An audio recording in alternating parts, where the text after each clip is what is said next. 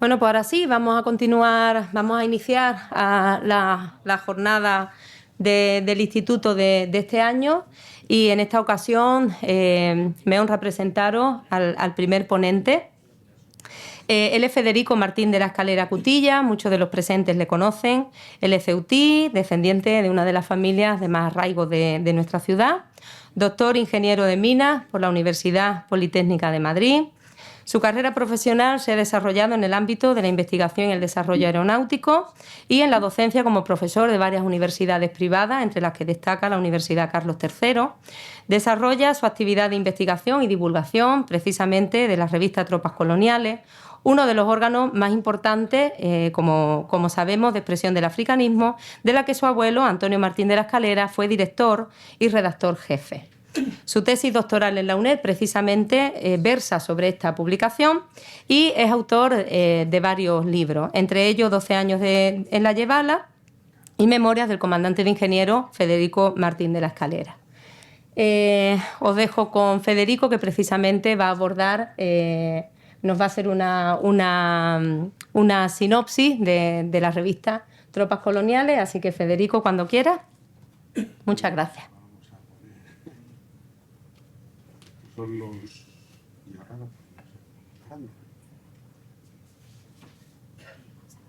Salta. Funciona esto.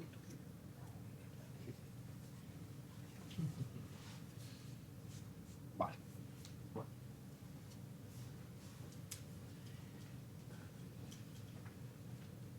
Bueno, buenas tardes a todos. Tengo aquí una breve reseña de lo que tengo que decir, porque siempre me escucháis bien, ¿no? Bueno, lo primero es agradecer al Instituto de Estudios Ceutíes el poder estar aquí. Para mí es un momento importante porque es el centenario, pues, de algo que está muy relacionado con la familia, ¿no? Que de la mano de mi abuelo, ¿no? Antonio Martín de la Escalera. Y entonces es un auténtico honor poder estar aquí disfrutando en mi propia ciudad, que yo hago gala siempre de ser caballa, ceutí. Yo me crié aquí, podría decir que he pasado los mejores años de mi vida, y es verdad, ¿eh? Y bueno, es un honor, ¿no? José Antonio, especialmente darte las gracias a ti, a Guadalupe. Esto es un auténtico lujo. En pocos lugares hay una apertura de mente donde personas distintas, formaciones distintas, mentalidades, de todo, podemos concurrir con un único objetivo, que es la historia. Y eso, aquí en Ceuta, podemos hacer gala de ello. Y bueno, y voy a empezar con la presentación de la ponencia inaugural. Yo la he titulado, yo estoy ahora mismo haciendo estudios en la UNED para, con mucho esfuerzo, intentar defender una tesis doctoral sobre ella, ¿no? Más que nada, porque me preguntaréis, ¿por qué una tesis doctoral? Si tú ya eres doctor, ¿no? A mí el ser doctor me ha servido para la docencia. Yo tengo una gran vocación docente, la he tenido desde siempre, ¿no? Pero os lo voy a confesar, porque no encontré a nadie que pudiese hacer una tesis doctoral. No encontré a nadie, entonces pues, la tendré que hacer yo. Y con mucho esfuerzo, porque el trabajo en la empresa, con la Universidad Carlos III, la Universidad Europea, la familia, son horas y horas, pero bueno, ya todo hay que ser constante y al final pues parece ser que lo vamos a conseguir. Yo he tenido suerte y lo voy a nombrar a mi director de tesis, que el catedrático Javier Vergara, catedrático de Historia de la Educación, muy centrado en la historia medieval, es un humanista, ¿no? Y él no sabía nada de la revista Tropas Coloniales y desde el primer momento, claro, las personas que tienen ganas de aprender le impactó y le cautivó. Yo le llevé a la redacción, a lo que conservamos, la familia conservamos de todo esto relacionado con la revista, muebles, papeles, archivos, cuadros de Bertucci, fotos de Bartolomé Ros, de Miciano, en fin. Bueno, y ahí estamos haciendo un camino. La tesis yo la estamos enfocando, Centenario, Revista África, Revista de Tropas Coloniales, como una visión pedagógica del africanismo. Ese es el objetivo que perseguimos con este estudio. Bueno, vamos a empezar. Ahí tenéis un pequeño guión del que he preparado la presentación. Bueno, vamos a hablar de lo que es africanismo, ¿no? Es importante porque el término africanista puede tener muchas derivaciones, muchos orígenes, y bueno, vamos a darle una pequeña vuelta, una pincelada, ¿no? Vamos a pasar al contexto histórico del protectorado en el momento que la revista nace. Vamos a dar, porque si aquí hay expertos en Ceuta, os lo aseguro, hay gente que de esto sabe mucho. En Madrid también hay, ¿no? Y en Barcelona. Pero aquí, bueno, será porque está todo más concentrado, ¿no? Pero los hay. Y encima, además, en este sitio. Entonces vamos a pasar rápido, ¿no? A continuación, inicio de la publicación de la revista, vamos a ver los protagonistas al inicio, ¿no? Hay ponencias paralelas que van a complementar esto mucho más, con un enriquecimiento mayor aún de lo que yo voy a poder proponer, ¿no? De alguna manera vamos a pasar a esa dimensión cultural y antropológica que a mí siempre me ha llamado la atención. Es decir, a mí ver... Y me vais a perdonar, voy a utilizar la marroquí, musulmán, como estaba escrito en la revista, una fotografía de un moro, como sin para nada ser despectivo, como lo enfoca como lo propone la revista y algunos de sus colaboradores. A mí siempre me ha llamado la atención. Una foto de Bartolomé Ros, como la vamos a ver ahora, que la titula Los embusteros, y Antonio Martínez de la Escalera hace el comentario, que lo vamos a ver, o un niño con una pintura, una acuarela de Rafael Argelés. Es impresionante, ¿no? Es un manantial que te interpela. A mí lo que, honestamente, es lo que siempre me ha movido, ¿no? Porque es una atracción afectiva. El que ve la revista y ve todos estos dibujos, acuarelas, pinturas, fotografías, es que la atrae Marruecos. O sea, es que es una cosa con mucha potencia, mucho más que las campañas y los periodos de campaña, y como veremos ahora. Bueno, dimensión cultural antropológica, principales colaboradores, apuntes filosóficos, historicistas, científicos, políticos. Insisto, de diferente origen, diferente formación y con destinos distintos a lo largo de los años, ¿no? Voy a hacer en el alcance y difusión de la publicación.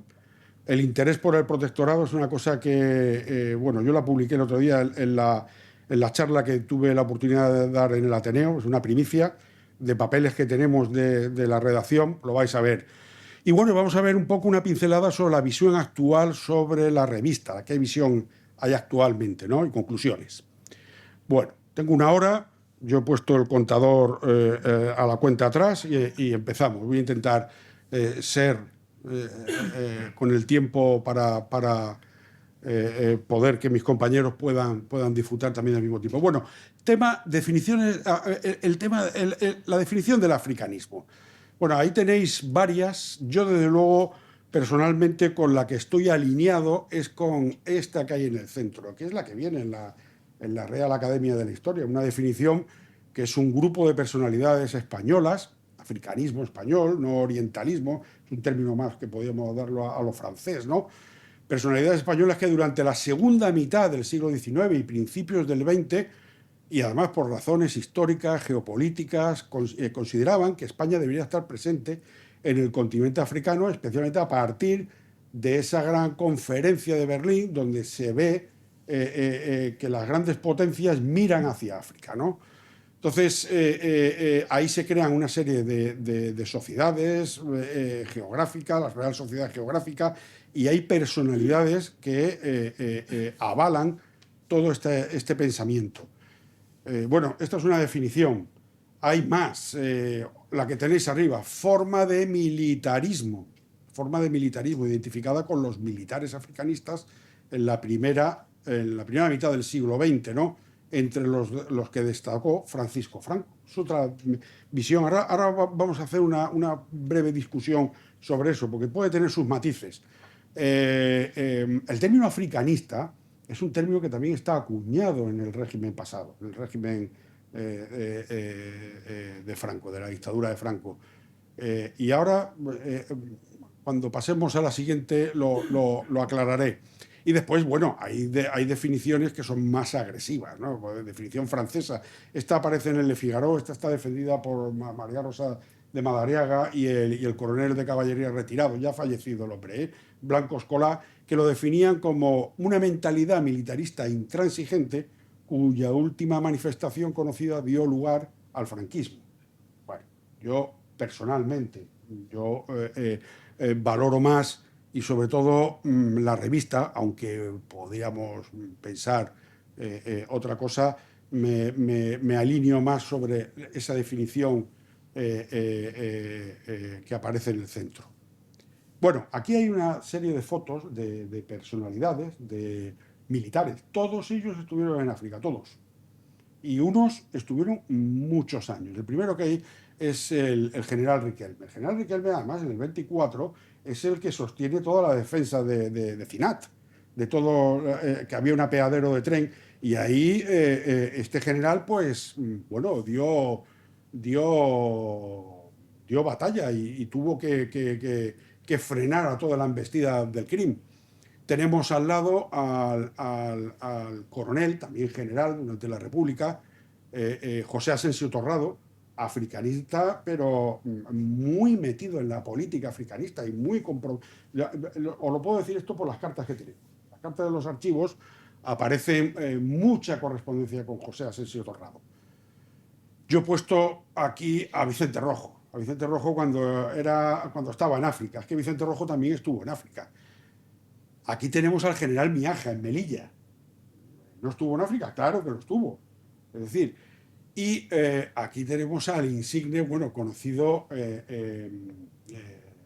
Bayo, ¿no? El que era nacido en Cuba. Este es un as de la aviación y en la revista, bueno, escribe cosas que ya quisiera Millán Astray parecerse a las arengas legionarias y es increíble, ¿no? Bueno, ¿qué denominador común tienen todas estas personas?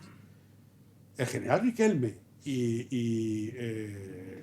aparece en la foto intentando volar en la Alcázar de Toledo. Que yo me pongo en el papel de esta gente, porque todos están formados en la Alcázar de Toledo, cuando estaba la Academia de Infantería, ¿no? No sé qué pasaría por su cabeza, pero ellos durante la Guerra Civil están presentes intentando volar, que no lo consiguieron al final. Bueno, estos no son africanistas. Estos los descartamos, ¿no? ¿Por qué? Si estuvieron en África y hicieron un desempeño como soldados y oficiales en África. Entonces, esa definición, bueno, podemos discutirla, ¿no? ¿Quién estuvo? General Muñoz Grande, ¿es africanista? Pues algunos sí lo consideran, yo personalmente no lo considero. ¿Estuvo en África? Sí. Mandó sus carcas, tal, pero yo no lo considero africanista, porque no lo encajo en la definición que yo os he presentado, que es la que yo considero justa, ¿no? Bueno, voy a pasar también muy rápido, porque lo conocéis todos, el entorno histórico donde nos estamos moviendo, porque esto es muy importante, ¿no? Yo aquí, esto que apenas se puede leer es simplemente lo que nos está diciendo desde 1902 hasta prácticamente el 23, que es el golpe de Estado de la dictadura de Primo de Rivera. Hay una alternancia que dura prácticamente periodos de 2-3 años, que demuestra lo que es una inestabilidad total. Es imposible gobernar una nación con esa inestabilidad que aparece aquí. Pero en paralelo aparecen tendencias políticas. Aquí está la fundación del PSOE. El PSOE con su segunda internacional ya en 1902. No hay que confundir este PSOE era un PSOE de carácter revolucionario, No tiene nada que ver con el PSOE que nosotros hemos conocido con la transición política. El Acta de Algeciras, 1906, aquí está el Tratado de Fez ya, y aquí aparecen los sucesos que ya empezamos a ver, hay más, el problema de Marruecos, pero que como el problema de Marruecos se traduce en una inestabilidad social, primero política y social. ¿Por qué? Porque una recluta que en un principio puede ser injusta, porque además aquí planea todo el tema de las cuotas, famosa, que a mí me parece históricamente que es una auténtica vergüenza, era un medio de recaudación de impuestos. Tampoco era el estamento militar el que forzaba. Yo creo el tema de las cuotas es un tema muy interesante de analizar. Para mí es una vergüenza que eso haya ocurrido en nuestro país en el siglo pasado, que la gente se libre de ir o hacer un servicio a la patria, o militar, o lo que sea, pagando dinero. No, eso no, yo por lo menos no lo comparto. Pero esto da origen a esa recluta a una semana trágica, que es una revolución anarquista en toda regla, donde al final la quema de iglesias y la persecución de curas y monjas se pone manifiesto, porque está el problema de los religiosos también, ¿no? Si nos vamos, seguimos, ya empieza la Primera Guerra Mundial. Esto es importante, la revolución bolchevique en Rusia, 1917. Cualquier escenario dictatorial, como puede ser la revolución o el soviet, siempre tiende a expansionarse. Y la primera instrumento que tienen es el Comiter. Comiter, esto es un dato interesante, es la primera reunión llamada Tercera Internacional.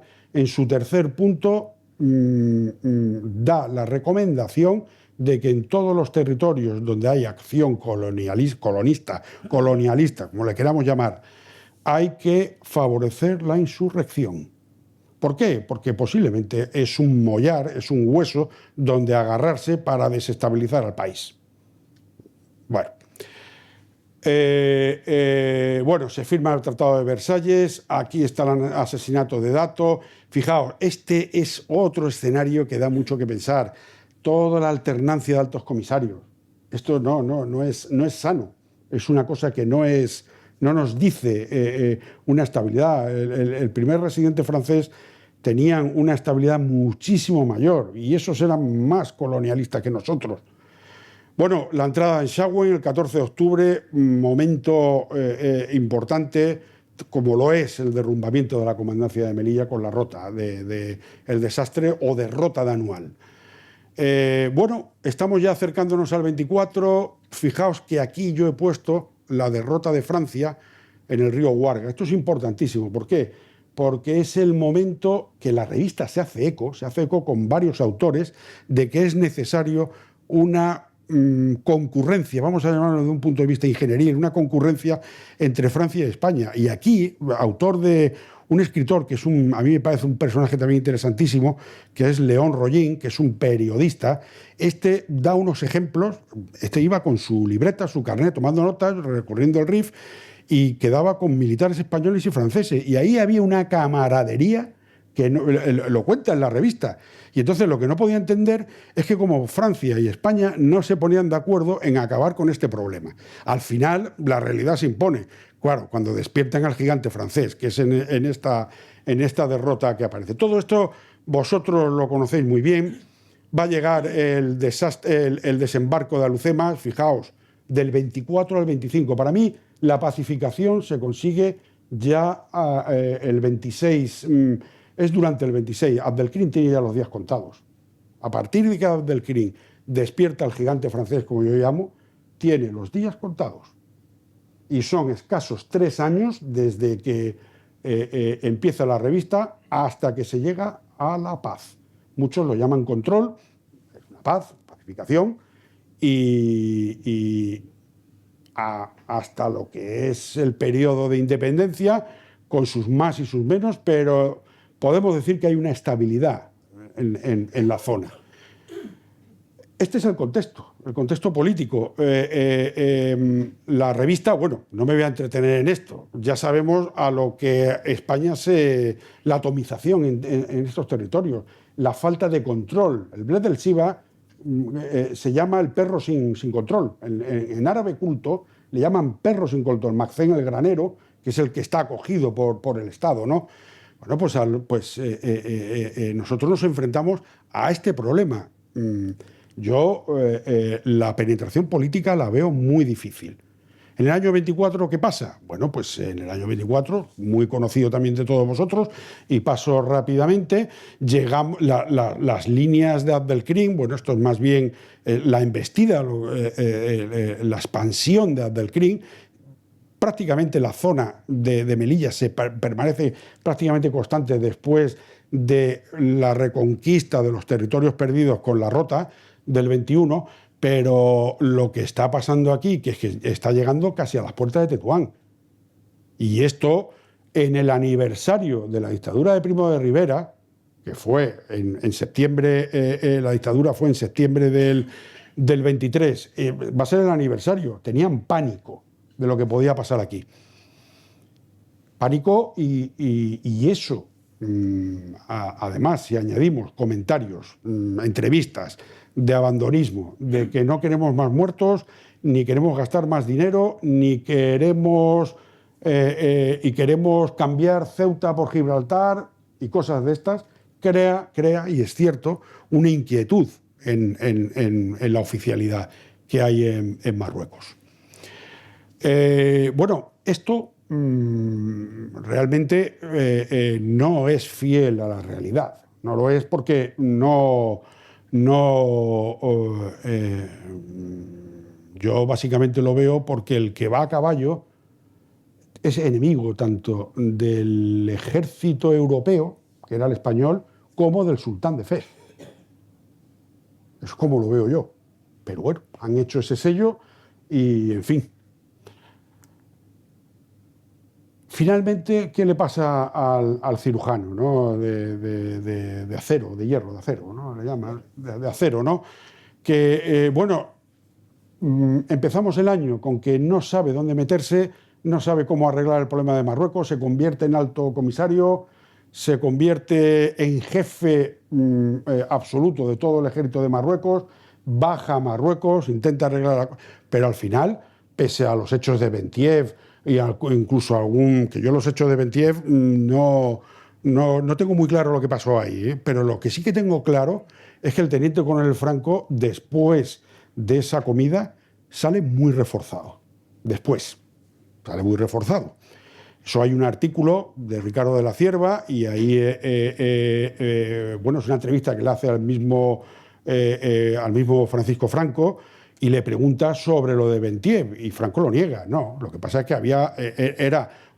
estábamos en un acuartelamiento de la Legión, había una arenga del credo legionario y el dictador pues se vio un poco interpelado y se sintió molesto, ¿no? Pero no había también tanto ánimo de humillarlo. Entre otras cosas porque yo tampoco me creo que unos oficiales humillen a un general, que además es el jefe del directorio. Es que no. Pero al final el dictador aparece victorioso después de Alucema sobre la cubierta de un torpedero. Y fijaos cómo estamos empezando el año 24 con una crisis profundísima de miedo a lo que puede ocurrir, y al final, en un año escaso, sale victorioso. Pero ojo, a los 3 años se tiene que ir. Y ahora veremos, entre otras cosas, el porqué. Este hombre, en el 27, se pacifica, parece ser que se acaba el problema de Marruecos, pero él no es estable su mandato. Y la revista se hace eco de eso en una cosa que es muy interesante. Bueno, la revista nace en el 24, ahí tenéis el discurso inaugural, que se llama Nuestro propósito, muy conocido. Este es el documento íntegro del puño y letra que conservamos en los papeles de la redacción. Bueno, el director mío de tesis, cuando yo le enseñé papeles de Millán Astray, de Fermín Galán, de Primo de Rivera, me dijo: oye, ¿por qué no haces un estudio caligráfico? Porque es muy curioso analizar a estas personas según la escritura. Y lo hicimos. Y salió de este hombre, salió algo, este hombre es equivalente al orden. La caligrafía, tal, en líneas, se cruza un poquito, y nos hizo ese comentario. Bueno, es un discurso a ver, marcadamente patriótico, nacionalista, ante el problema de Marruecos. Él está reclamando, va en contra, o sea, critica la incomprensión, el desinterés de tanto de políticos como del pueblo, de la sociedad, cosa que no ocurre en otros países, ¿no? Critica el papel de la prensa, hace mención a la corrupción de legisladores, caciquismo, en fin. Es un discurso romanticista, añora al pasado, al tiempo pasado, ¿no? Y da una prioridad del debate sobre las recompensas y ascenso. Veamos esto, porque esto es interesantísimo. Bueno, esta es a la que yo me he basado, pero es muy interesante porque vamos a verlo, ¿no? Esta es el 17 de mayo, que es el número 5 de la revista. José Antonio me ha dicho que en la primera, efectivamente, sale, pero claro, esto salía en la primera hoja y la primera está en la última, ¿no? Bueno, lo que es un staff, un consejo de redacción. Aquí aparece el don Gonzalo Queipo de Llano, que en aquella época era el segundo comandante de la Comandancia General de Ceuta. Mantenía el mismo estatus. Había un comandante general que en aquella época era el general que tuvo un enfrentamiento con él. Montero, el general Montero. Tuvo un enfrentamiento con él, que es el que le hace durar solamente 6 meses de segundo y se va a Cádiz, de gobernador militar de Cádiz. En contra de lo que dicen, porque él vuelve otra vez a Marruecos y es cuando tiene su enfrentamiento ya directamente con Primo de Rivera. Todos lo sabemos, la personalidad de este hombre, un hombre ácido, un hombre difícil, en fin. Primer director, el consejo de redacción, ahí aparece Silverio Cañada. Este era coronel de ingenieros. Silverio Cañada muere fusilado en Barcelona junto con Godet, en Montjuïc, ¿no? En el fallido golpe de Estado que hay en Barcelona. Francisco Franco, siendo en esta época teniente coronel de la Legión. La redacción tenemos a Alfredo Arderius, legionario, capitán legionario, José Figuerola, este era un oficial de infantería de Estado Mayor, con unos dibujos magníficos de todo el sistema de representación. La gente de Estado Mayor, permitidme, es ingeniero, bueno, es que los de Estado Mayor no eran... ¿Viene de ingeniero o fue de Estado Mayor? Eso no lo sabía. ¿De infantería? Era de ingenieros. Era de ingenieros. Bueno, con más, o sea, eran las armas, los cuerpos facultativos. Era artillería, ingenieros y Estado Mayor. Estado Mayor estaba muy focalizado a todo el tema de confección de planos, topografía, pero a muy extensa en el área de teatros de operaciones, ¿no? Y este tiene unos dibujos preciosos, ¿no? En general todos, de unas perspectivas de las posiciones que la revista se hace eco. Manuel Gallar, también legionario, muerto en la retirada del 24, Antonio Martín de la Escalera y José Valdés. Ahora hablaremos un poco de José Valdés, porque es importante, y después aparece como director artístico el amigo de José Valdés, que es el capitán de artillería Luis Martí Alonso. Manuel Vendala, también militar, no sé si era de caballería o era de caballería, hombre conocido aquí también por la hija. La hija es una gran modista, ¿no? Pero que ha hecho carrera de modista en Francia y de diseño de moda, sí. Y después ahí veis que hay un montón de colaboradores, tanto militares como civiles. Ahí tenemos a Franco Rodríguez, a Antonio Goicoechea, Ramiro de Maeztu, el general Ruiz Trillo. El general Ruiz Trillo estaba en el directorio militar, ¿no? Mariano Bertucci, en fin, León Rollín, aparece aquí Fermín Galán, gente muy conocida, General Serrano Oribe, Baldomero Argente, ¿no? Víctor Ruiz Albéniz, el Temí Barrumi. Bueno, me voy a parar 5 minutos porque a mí me parece en el origen de la revista, que sobre todo es conocido por el artículo de Pasividad y Nación del teniente coronel Franco en aquel entonces, pero a mí este me parece más interesante por las consecuencias que puede tener. Y son 2 artículos que Queipo de Llano hace, que es el problema de las recompensas. O sea, esto es una autocrítica que el segundo jefe de la Comandancia General de Ceuta está haciendo a que algo no va bien con el tema de las recompensas, de los juicios contradictorios, y está diciendo claramente, y bueno, y en el segundo es que interpela directamente a Primo de Rivera, que o cambian eso o aquí va a pasar algo, como al final pasó. Está diciendo poco más o menos, os lo voy a resumir en 2 palabras. Es lo mismo premiar a alguien que tiene un valor y a ver ese valor si está justificado o no, que darle un ascenso por mérito de guerra y compararlo, quiero decir, que se merece a un ascenso o tiene capacidad de mando para mandar una unidad, una compañía, un batallón, o de una compañía una bandera. Es lo que está diciendo.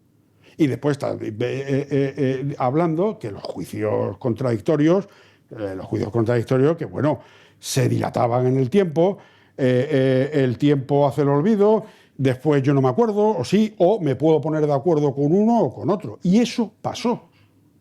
Y eso creó un descontento, no solamente en la metrópoli, que no veían un juicio contradictorio ni por asomo, sino creó descontento en los propios oficiales que habían en África. No ya me refiero a los de ingenieros y de artillería que desde el primer momento renunciaban a los méritos por ascenso, por mérito de guerra, eran escalafones cerrados. Y esto es una autocrítica, ahí está el manuscrito, los dos los tenemos conservados.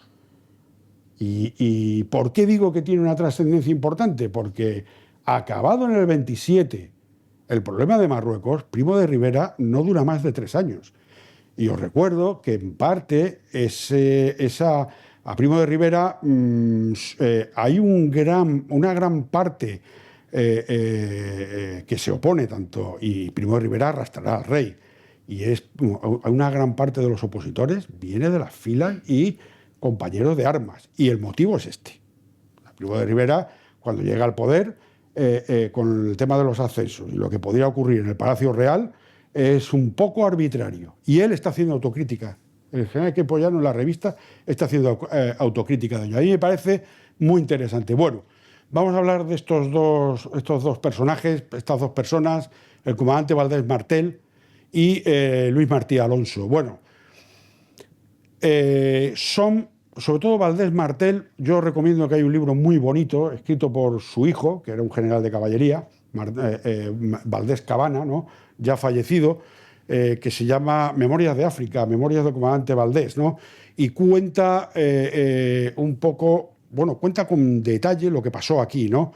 Se dice que el gran pionero y el ariete de la creación de la revista Tropas Coloniales es José Valdés Martel. Él no participó en la revista. No participó en la revista porque desde el 24 se va a Melilla con la jarca de Abdelmalek. Abdelmalek, lo voy a resumir muy pronto, me corregís, que vosotros estáis muy puestos en eso, cae muerto. Abdelmalek es un moro pro-español, muy perseguido por Francia, gran enemigo de Francia. Este cae muerto y formó una jarca, y ahí también estaba Muñoz Grande. Muñoz Grande estaba al mando de José Valdés Martel, era el jefe de Muñoz Grande. Todo esto durante el 24. Muere Abdelmalek y se viene a Ceuta, ¿no? Antes tiene un rifirrafe también un poco, que lo cuenta el libro, con Franco, porque este hombre quería una bandera de la Legión. Y Franco se la niega. Es el primer laureado de su promoción, Valdés Martel. Ellos mueren en Bujarrax. Ellos se dan cuenta, y además el que le da la orden que vaya a Bujarrax es el coronel Ovilo, que es el que hace las crónicas de los periodos que es uno que participa en la revista, ¿no? Entonces, ellos vienen a decir, la familia, que ni Franco ni Muñoz Grande se portaron bien, sobre todo con Valdés Martel. ¿Por qué? Porque pidieron también la laureada y no se la concedieron. Mueren juntos. Si en la guerra puede haber algo épico, yo creo que este es un ejemplo, ¿no? La muerte de estos 2 hombres, ¿no? Luis Martí Alonso es el primero que cae el mismo día, 6 de octubre, va a socorrer a un soldado moro que tienen, y lo hieren de muerte, y después va a José Valdés Martel y él muere días después en Tetuán. Ahí está enterrado en el cementerio militar de Tetuán. En ese mismo año, es tremendo, que camaradas, colegas, una cosa importante, todos estos militares no firmaban la presencia en la revista de tropas coloniales con su empleo, firmaban con su nombre y apellido. Excelentísimo, sí, porque era general de brigada, Queipo de Llano, pero no utilizaban coronel de tal, teniente coronel de tal, auditor de primera, no, era fulanito Antonio Martín de la Escalera, nombre y apellido. Pero claro, es increíble cómo, y estamos hablando de gente, a ver, Serrano Oribe era un hombre muy querido en Ceuta y un hombre muy significado, era el coronel del 60, y además era un hombre, por lo que yo he podido leerlo a él, era un hombre de un carácter afable que incluso sacaba y gastaba bromas de condenar a muerte a un soldado y se lo computaba por un minuto de arresto. Al pobre soldado habría que verlo, pero bueno, él al final muere también en Bujarrás, además creo que es cuando una bala perdida acaba con su vida. Esto es en el primer año de la revista, o sea, tienen ya caídos, ¿no? Y eso, y bueno, y es interesante verlo, cómo la revista sigue su rumbo, ¿no? Insisto que ni Valdés Martel ni Martí Alonso tuvieron representación, no tuvieron. Sí es interesante Martí Alonso, que tampoco pintó, él figura como director artístico, el primer director artístico. Estos son dibujos que yo he podido encontrar en Segovia. Este era segoviano, Martí Alonso, oficial de artillería, formado en Segovia, y era un hombre que se ve claramente que se codeaba con las élites sociales o con la sociedad burguesa de la zona. Ahí tenéis dibujos en el casino social. Esta es una viñeta en 1914, La vida social en el café de la Suiza, ¿no? Donde aparecen, por ejemplo, este es Martí Alonso, que fijaos que él pinta la viñeta y la caricatura como lo está haciendo con González Tablas. Este dibujo de González Tablas, a mí se me olvidó ponerlo, pero yo tengo una caricatura de Martí Alonso de mi abuelo, y es el mismo estilo. Mi abuelo era alto, muy delgado, enjuto y tal, y al final lo ponen así y es curiosísimo, ¿no? Y bueno, aquí se ve, por ejemplo, una partida de billar donde se ve, bueno, se ven a militares, se ven gente de la sociedad, industriales, abogados, conversando sobre los problemas sociales que hay en aquella época. Bueno, seguimos con el inicio de la publicación. Esta es una foto interesante, lo hemos estado hablando hoy en la comida, porque ¿esto qué es? Esto es una fotografía en el año 24 de lo que es la Fiscalía del Ejército de Marruecos, del Ejército de Marruecos que estaba en Ceuta. Esta auditoría de guerra daba servicio a Larache, Sauen, Melilla, a todo el protectorado. Aquí vemos personas que son muy, muy, muy interesantes. Lo hemos comentado, Manuel del Nido está considerado, en ciertos estudios y tesis doctorales, él publicó una serie de libros que eran manuales, los manuales que la oficialidad tenía que llevar para relacionarse desde el punto de vista del derecho y la religión con el protegido. Nada más y nada, y es impresionante, ¿no? Y dicen, lo tengo yo referenciado en los estudios que estoy haciendo, que desde judíos que salieron en la época de la Reina Católica no se ha escrito estudios tan profundos hasta la época de Protectorado, de la mano de Manuel del Nido Torres, coronel del Cuerpo Jurídico. Además de esto, aquí aparece en la fila superior Antonio Martín de la Escalera, aquí sería el Cuerpo Jurídico, capitán, que era auditor de segunda. Y después, esta persona que hay aquí es Juan Ortega Costa. Juan Ortega Costa estuvo se exilió durante la Guerra Civil, Juan Ortega Costa, sobrino del insigne africanista Joaquín Costa, ¿no? Y era el que llevaba todo el apartado de charlas bibliográficas, que eran todos unos comentarios de libros que hacía la revista. Yo voy a dar un dato. Estas personas, y esto es así, no ingresaban en el Cuerpo Jurídico del Ejército si no tenían premio extraordinario de carrera. de derecho. Estamos hablando, bueno, mi abuelo tuvo el título, lo obtuvo en 1914. Mi abuelo estudió con Herrera Oria, eran muy amigos con Herrera Oria. Los dos eran de Santander, ¿no? Y los dos eran católicos y tal, ¿no? Y eran amigos. Y os puedo asegurar que esta gente estudiaba y mucho. Las cosas, no es lo mismo retrotraernos a hace 100 años y más que los estudios de ahora. Las cosas han cambiado y los tiempos nos adaptamos. Aquí aparece un trabajo de Manuel del Nido, Notas musulmanas. Enseguida empieza a interpelar el tema religioso asociado al derecho consuetudinario. Es constante, constante. Y eso es un interés y aparte que son el discurso, también el de Antonio Martín de la Escalera, es de respetar al protegido cómo hacen ellos sus leyes. No europeizar, es respetarla. Seguimos con el inicio. Esto a mí me parece muy interesante. Se compara a veces, en algunos escritos, que la revista es análoga a la revista de tropas coloniales francesa. Yo no sostengo esa tesis. ¿Por qué? Porque aquí aparece el Ministerio de la Guerra. Es cierto que la revista, veremos ahora que hay un decreto en el que se le favorece, pero la revista no está hecha por el Ministerio de la Guerra. Ya lo hemos visto, ¿eh? La revista está hecha aquí, en Ceuta, y está en una casa privada y después, sí es cierto que por el ramo de la Legión se le da cerca del Casinillo de la Legión una redacción, que es el dado este que hay al lado, el bloque que hay en el... Pero esto es otra cosa. Esto es una revista, el órgano de prensa del Ministerio de Guerra que, hacía crónicas de todo lo que conocía Indochina, Marruecos, Argelia y diferentes lugares. Y aparte que era un tentáculo del boletín oficial.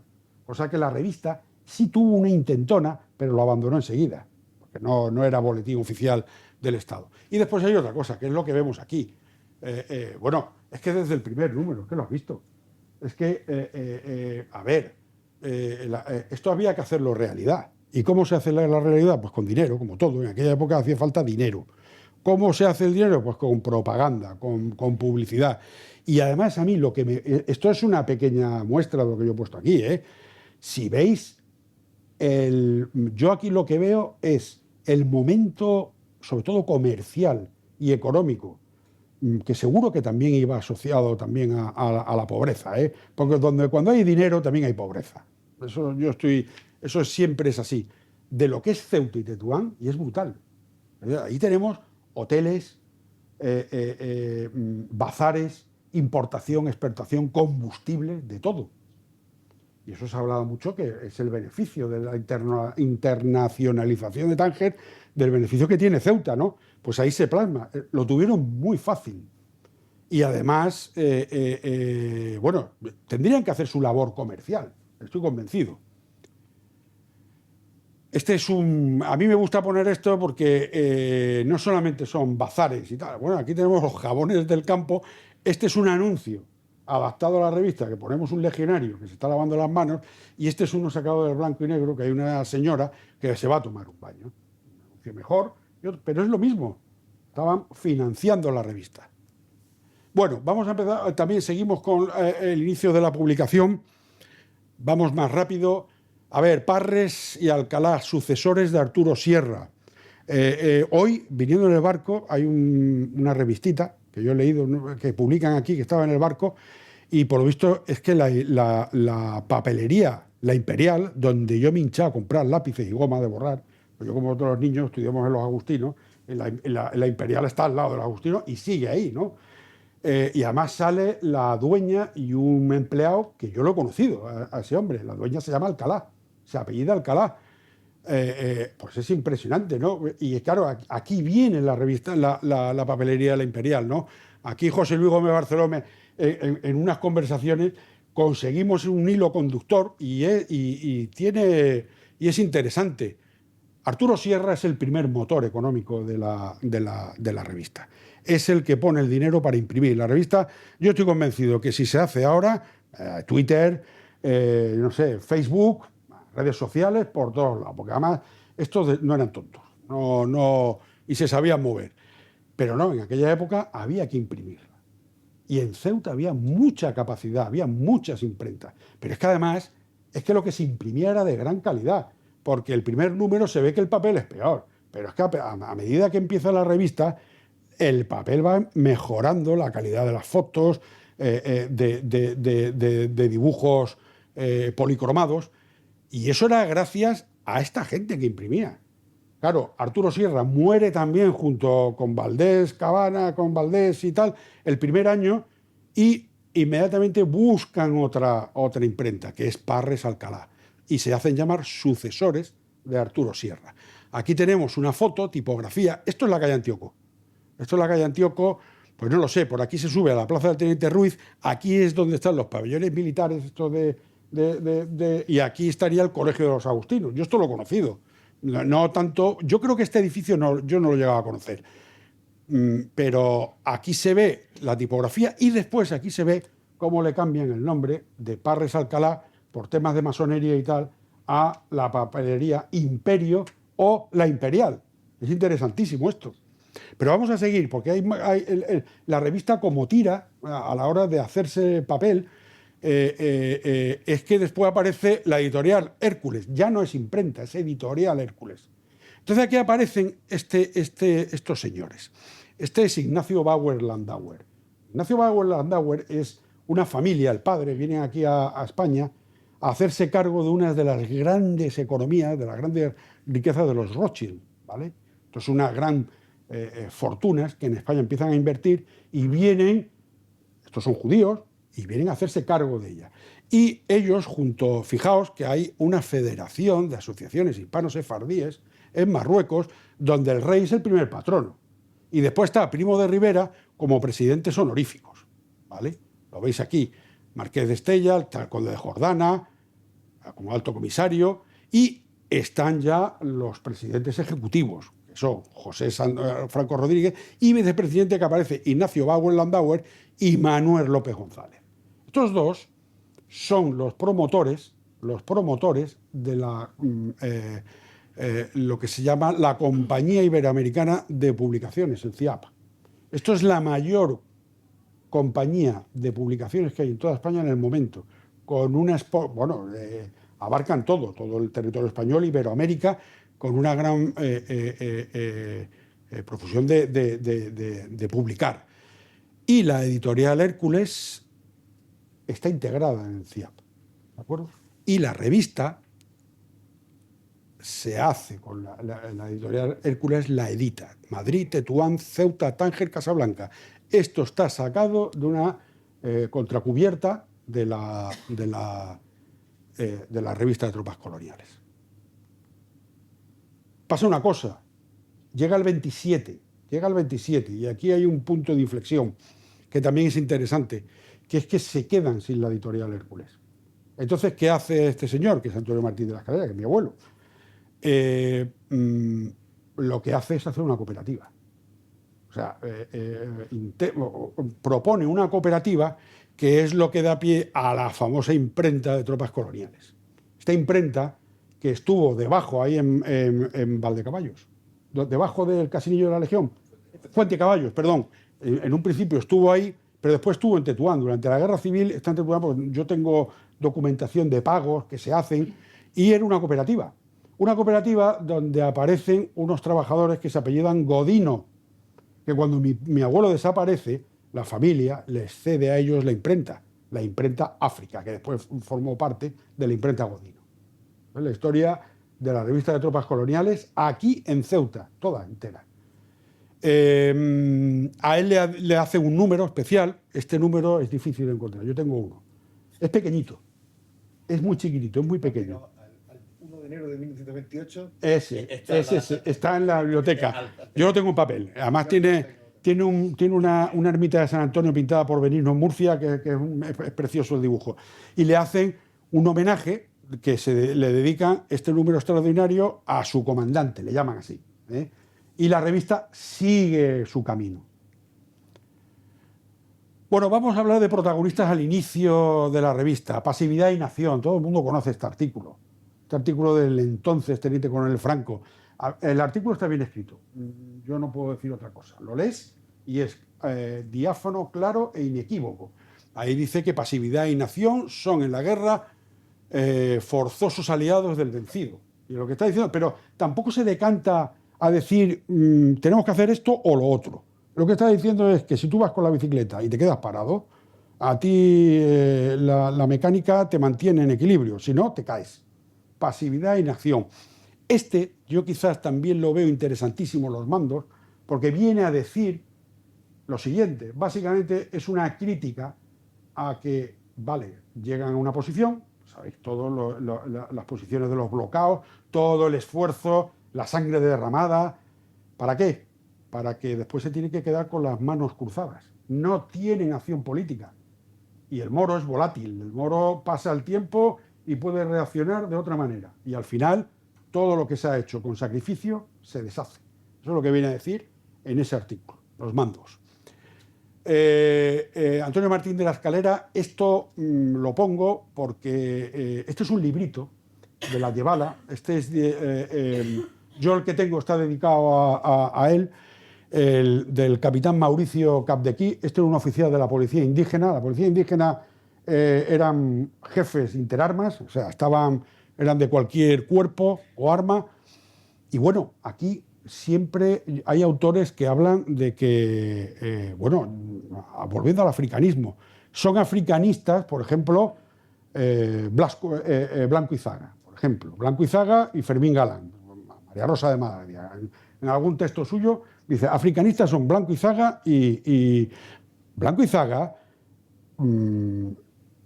lo que hace Blanco Izaga es lo mismo que hace este hombre. Es un policía indígena. Blanco Izaga era un interventor, pero la labor del policía indígena y el interventor eran similares, y lo que hace es en su carnet, en sus cuadernos, tomar nota de todo lo que ve.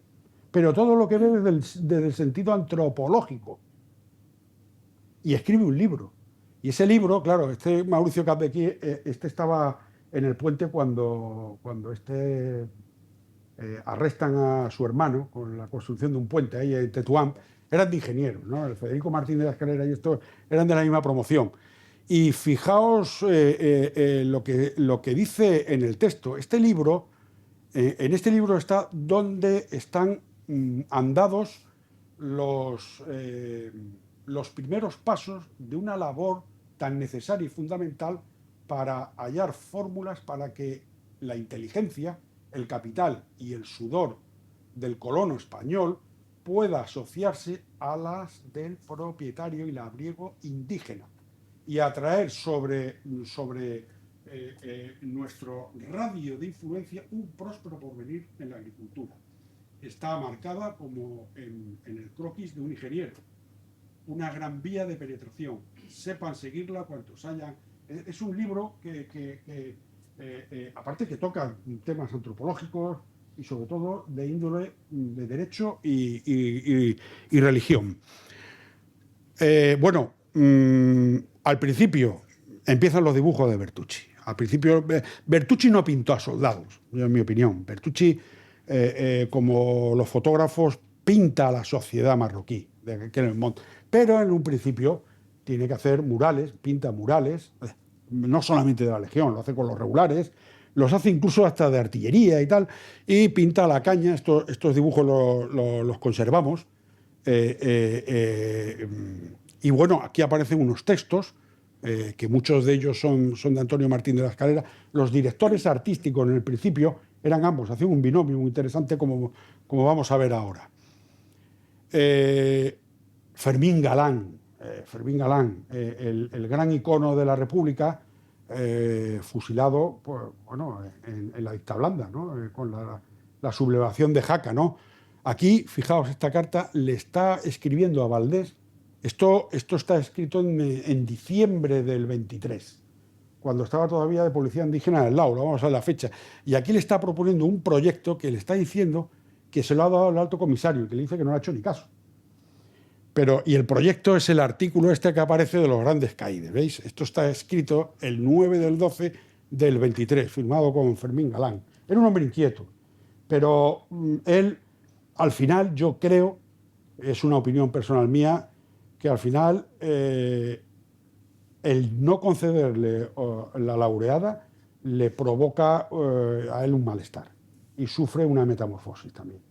Se acerca ya a tesis anarquistas y lo lleva un poco a ponerse en contra de la monarquía y, por supuesto, del dictador. Este es el artículo de Fermín Galán, que son varios, son 3 o 4 artículos, que lo que habla, bueno, tiene una idea que es muy cuestionable. Lo que habla es que una vez que está pacificada la zona, vamos a hacer creemos un gran caid, ¿no? Un gran jefe, un gran caudillo, y le vamos a dar armas. Y eso lo controlamos. Es discutible. A la hora, teniendo en cuenta el mapa ese que hemos visto anteriormente y la idiosincrasia de ese bled del Siva, ¿no? Es discutible. Pero bueno, ahí tenemos un teniente de la Legión. Ahí ya era teniente de la Legión. Con su jefe, porque estaba en la misma bandera que Franco, Fermín Galán empieza a organizarla fuerte en la retirada del Lao. Bueno, y la que tiene liada con Serrano Oribe, que le dice que vamos a ir aquí a Majahorra a un pico, porque en el 24 había zonas al lado de Sagüen que no estaban exploradas, todavía no había pisado el ejército español. Y este le dice a Serrano Oribe, no, yo conozco aquí una fuente y un pico que además sacamos una pista y llegamos... Y se montó un lío y después en la retirada también la lía. Y él pide la laureada, se la dan en la Segunda República, a título póstumo. Bueno, dimensión cultural de la revista. Basilio, las cubiertas. Esto es una cosa que es que, y además es fundamental, el marketing. Es que la revista es que tiene ya un valor, simplemente la ves y atrae al lector. Yo veo eso y a mí me atrae, como me puede atraer otro tipo de dibujo. Y ahí Mariano Bertucci es clave. Hay muchos más pintores, de gran valor. Nos van a hablar de ello en las próximas jornadas, próximos días. Aquí, este es otro sumario donde ya se ve... Sí, me queda... Pues, donde aparece Franco, voy a acabar enseguida, Bahamón de Sinache, ya aparece Mariano Bertucci, está más claro ya la redacción, ¿no? Y aquí he puesto la foto del secretario, que fue José Miró Bernat. Bueno, dimensión cultural. Empiezan a haber artículos de índole de arqueología musulmana en Ceuta. Clemente Cerdeira participa escribiendo y aquí está el insigne Miguel Álvarez de Salamanca, que desde el primer momento es partícipe de la revista. Ambos con destinos distintos pasado el tiempo. El andalucismo y Rodolfo Gil Benumella, con seudónimo de Benomar. Fijaos las corrientes filosóficas de esta gente. Esto no tiene nada que ver con el militarismo, pero estos se escribían aquí. Antonio Martín de la Escalera haciendo un binomio con Mariano Bertucci en el año 26, se recorren desde Alucema hasta... llegan a Taza y dan unas separatas que le llaman notas del Rif al margen de unas acuarelas. El pintor con la pluma de Antonio. Ahí yo doy unas pautas de cómo escribía. Mañana lo vamos a escuchar en unas audiciones que he traído y veréis cómo, ese lenguaje evocador, perspectiva única, contexto histórico y cultural, es una tónica habitual en sus escritos. La antropología de la mano de las imágenes. Es decir, este sí que es la labor. La fotografía no persigue ni momentos de guerra, ni de batalla, ni de muertos. No. Lo que le interesa a la revista es eso, es la imagen. Y además llegando mujeres, hombres, niños, edificios, calles, mercados, zocos.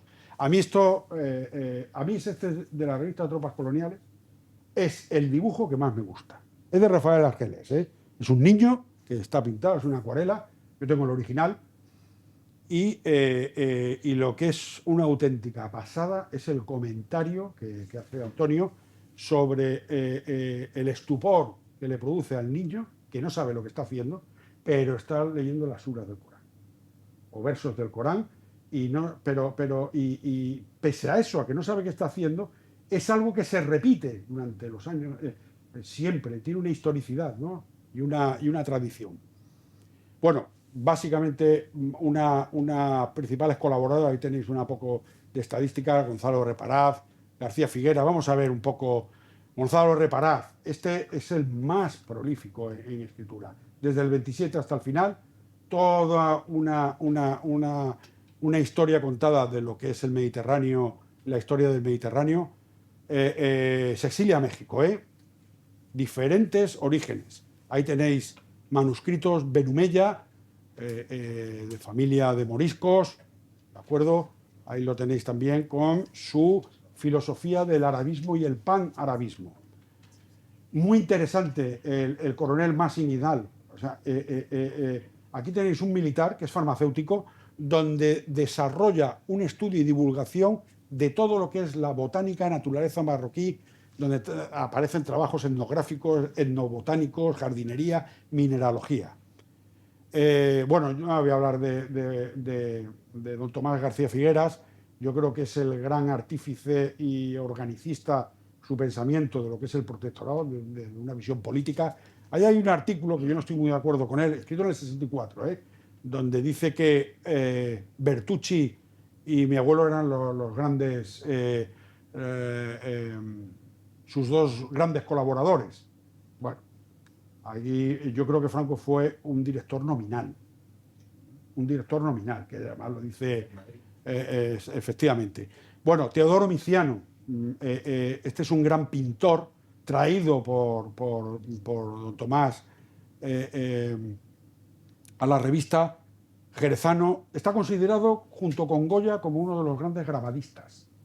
Fijaos que Teodoro Miciano, esto es una foto muy bonita, que se ve a Trujillo aquí, ¿no? Aquí está Teodoro Miciano, aquí está Antonio Martín de la Escalera, en el centro de Hijos de Ceuta. Es una foto preciosa, ¿no? Porque lo traen y hacen una exposición, ¿no? En el centro de Hijos de Ceuta. Este señor, Teodoro Miciano, todo este billete, todos los que estamos aquí lo hemos manejado. Las 100 pesetas con el dibujo de Becker. Y fijaos que este hombre, durante la Guerra Civil, este Franco, que lo tiene cogido ahí con unas cuerdas como si fuese un piojo y tal, bueno, le puede dar un premio a Teodoro Miciano, siguió haciendo sus Bartolomé Ros. Yo no voy a hablar de Bartolomé Ros porque José Luis ya lo tenemos. A mí esta foto me encanta. Esta es una foto que la hija de Ros me dio un cliché original, pero la tengo en grande. Aquí aparece gente muy interesante. Curiosamente, aquí está Antonio Martín de la Escalera, y esta calle, pues prácticamente la tenemos intacta. Es el Muelle España, ¿no? No, perdón, el Muelle Alfonso XIII. Esta foto es cuando aquí está Antonio Martín de la Escalera, Enrique Arqués, Bartolomé Ros, falta Bertucci. Estos hicieron esa expedición donde empieza, que se recorre a Lucema, y yo creo que todavía no estaba pacificado el tema, el asunto. Una foto que llama la atención, las vestimentas. A mí esto me evoca una camaradería que hay entre estos señores. Fotos de eventos sociales de gran interés artístico, histórico. Aquí se ve gente que forma parte de la historia. Tema antropológico, los embusteros. Esta es una foto de Bartolomé Ros que es una maravilla. Y simplemente yo, ya estoy terminando, mi abuelo firmaba de esta manera. Cuando mi abuelo ya es director de la revista de tropas coloniales, la revista África, firma de esta forma. En la última página aparece director Antonio Martín de la Escalera. No lo voy a decir a partir del 32. Bueno, muy rápido, una visión actual, ya terminamos. De periodistas improvisados a golpistas consumados. Bueno, esto puede ser discutible. La revista... Tenemos a Rocío, podrás discutir con ella. Podemos hablar. Ya fallecido Enrique González Cabrioto. Por ejemplo, yo aquí estoy de acuerdo con que él dice director nominal. Lo que no estoy muy de acuerdo es que habla de mi abuelo diciendo que siguió al pie de la letra el testamento de la Reina Católica. A ver, mi abuelo, estoy convencido que el testamento de la Reina Católica lo conocía. Pero aquí nadie se dedicó a evangelizar. Se construyeron iglesias, hubo ensanches, pero no hubo una evangelización. Murió combatiendo hasta los últimos años. O sea, lo voy a decir públicamente, y lo voy a aclarar. Mi abuelo muere 20 días antes de acabar la guerra civil en un suceso que es una tragedia, que mueren 1.700 personas en el hundimiento del Castillo Olite. La última carta, que yo la tengo, la guardo, yo guardo un trozo del uniforme de mi abuelo, que es con el que le identifican, ¿no? La última carta que le manda a mi abuela está diciendo que va a Cartagena con toda su oficina para evitar que la gente se tome la justicia musulmana. Y aquí todo el mundo se ha dedicado a escribir que si iba un tribunal jurídico a organizar juicios sumarios. No, por favor. En un lado y en otro se podría mantener la ley. Había gente que mantenía la ley. Y os puedo asegurar que Antonio Martín de la Escalera era uno de ellos.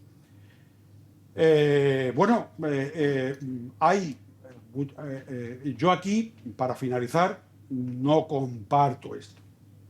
La revista del año 42, en el año 42 se funda el Centro de Estudios Políticos, que hoy en día es el Instituto, se funda el Instituto de Estudios Políticos. Hoy en día es el Centro de Estudios Políticos y para la memoria político constitucional y memoria democrática. Mi mujer ha sido subdirectora de... y se funda el Consejo Superior de Investigaciones Científicas. Y hay dos publicaciones que se emplean como ariete. Una es Cuadernos de Estudios Africanos y otra es la revista África. Pero no es la misma. Ya hemos visto, esta revista está amparada por el Estado, en aquel momento, financiada por el Estado, el instituto está en Madrid, sí que puede haber colaboradores, pero no es la misma publicación que la que se hizo en Ceuta. Ni tiene la misma orientación artística, no. Es discutible, ¿eh? Y ahí aparece Cordero Torres, también está Gilbert Berumella, Carmen Martín de la Escalera. Esto lo hemos puesto como una dimensión de lo que es el atractivo de Marruecos para gente que estaba en la metrópoli. Aquí se trajo a Clara Campoamor y mi abuelo se relacionó con Clara Campoamor y se hicieron una serie de viajes y expediciones a Marruecos, ¿no? Esta es la dimensión que puede tener aquí hay dos cartas, una es del año 29, otra es del 34, 5 nada más. Pero se ve el interés que tiene y cómo la revista le está diciendo a Clara Campoamor, por favor, mándeme unos cuantos volúmenes como esos que hay ahí, ¿verdad? Porque los vamos a meter en Suiza. Esta mujer viajaba a Suiza, ella se exilia en Suiza y sale de Madrid despavorida, ¿no? Conclusiones. Ya terminamos. Una difusión de la cultura, conocimiento. Yo insisto, colaboradores, diferente formación, procedencia, mentalidad. Aquí hay una concurrencia entre militares, juristas, periodistas, políticos, historiadores, fotógrafos, pintores. Sí, en los primeros años fue una revista en sus orígenes, como un órgano de expresión para los militares africanistas, lo hemos visto en los primeros años. Pero la revista, cuando salta a la República, tiene un artículo que lo que hace es reconocer el momento trascendente y de acatamiento de la ley, de la legalidad republicana. Mapas, ilustraciones, esto es que ya ha terminado, ¿eh? Un cambio de enfoque, inicialmente más de carácter militar, estudios antropológicos, geográficos. ¿Qué más os puedo decir? Ahí, a pesar de la visión actual, esta publicación está muy mediatizada por la presencia de la figura del entonces coronel Franco. Y yo, en mi opinión, ninguno de los estudios actuales demuestra que esta tuviese que ver con los hechos del 36. No tiene que ver nada con los hechos del 36. Yo he llegado a leer que en la redacción de la revista se fragua el alzamiento. Eso es que a uno se le ha encendido la estilográfica y ha querido poner eso. Y de todo, aquí hay libertad de expresión y los estudios actuales cada vez más segan estos estudios, pues segan una visión del alcance de la publicación. Ofrece una pedagogía, claramente, lo habéis visto. Porque proponiendo un estudio, análisis antropológico, donde se utiliza el arte y el ensayo como creación literaria. Y esto es donde tenemos los fondos actuales. Aquí están las revistas, todas, aquí están los dos tomos del año 24. Y nada más, esto está en Madrid, el que quiera verlo está invitado a verlo y poco más. Está en proceso de donación, porque yo no creo que tiene que estar donado, está costando, pero bueno, es un trabajo de tiempo. Y nada más, gracias por vuestra atención. ¿vale?